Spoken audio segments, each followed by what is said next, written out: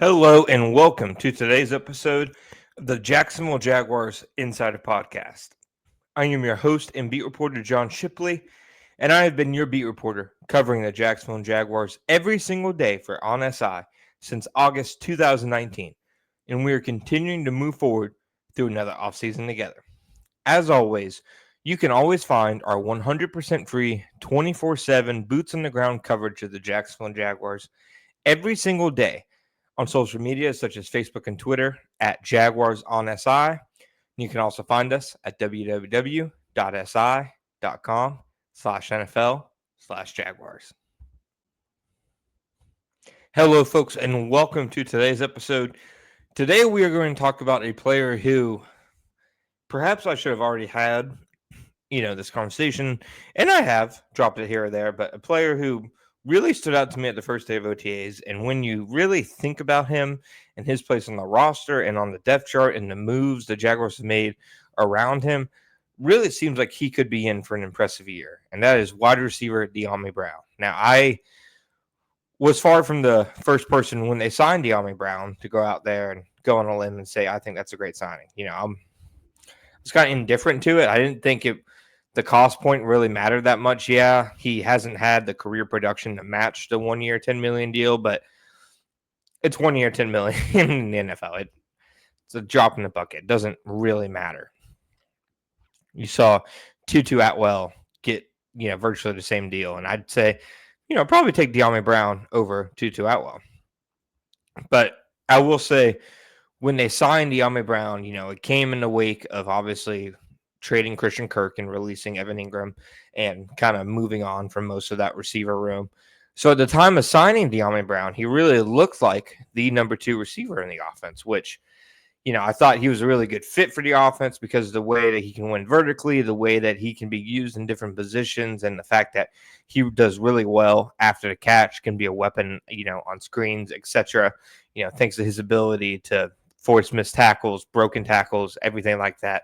And I think those are obviously, really beneficial traits in any offense. But I thought, especially in this offense, especially the way that Liam Cohen throws screens, etc., that a guy like Dyami Brown made a lot of sense. Now, did I necessarily see a quote unquote number 2 receiver, whatever that, actual definition is? Maybe not necessarily, but I at least saw the vision for him inside the offense. Now, fast forward a few months and they draft Travis Hunter at number 2 overall and make it very clear that he's going to be a wide receiver first, cornerback second. I don't think it's fair to even maybe say he's the number 2 receiver, but number 2 overall pick, he's going to be clearly a focal point of the offense in some form or fashion. And they're clearly going to try to get him the ball in some designed ways to the point where he's, like I said, he's going to be a focal point, building block, a cornerstone of the unit, whatever you really, want to call it. So I think when you add him to the mix, you already have Brian Thomas Jr. in the mix.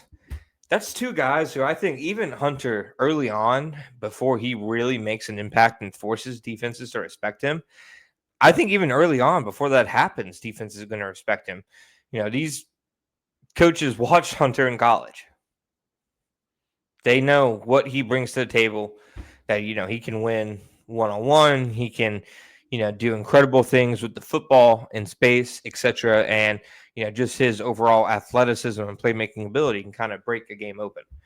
So on the other side of him, you have a bona fide number 1 alpha male wide receiver in Brian Thomas Jr., who, just runs with tremendous speed, big body guy, but also has the movement ability and the athleticism to win on in-breaking routes, out-breaking routes. He can get open one-on-one against press coverage, really good releases, really good, on stuff like slants, just beating man coverage at the break point.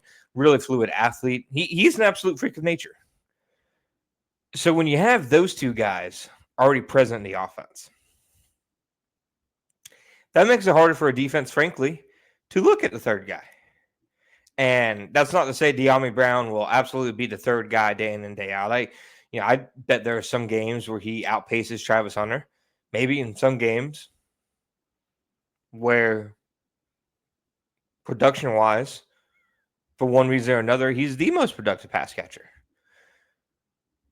Simply, the fact that he'll be drawing the opposing defense's third best cover man on, I'd say, the majority of plays, he'll be in a position to, create plays and create an impact. The way the Jaguars have talked about him is they view him as an ascending player who will be better this year and moving forward than he had been, the start of his career with the Washington Commanders.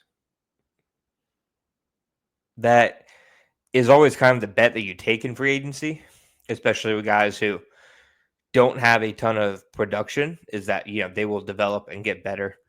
They clearly believe that about Dyami Brown. They've made that very clear, really, throughout the entire course of the offseason. I think, say they never even trade up for Travis Hunter. They pick Ashton Jeanty at number 5 or whatever.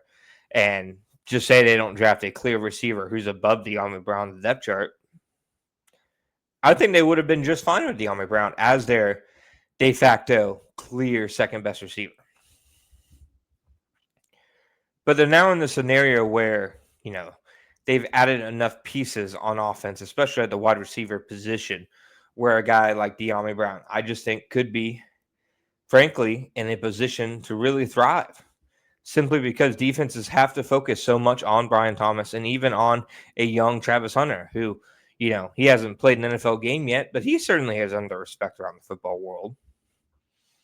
And I'm sure the Jaguars are going to do things early on to get him involved,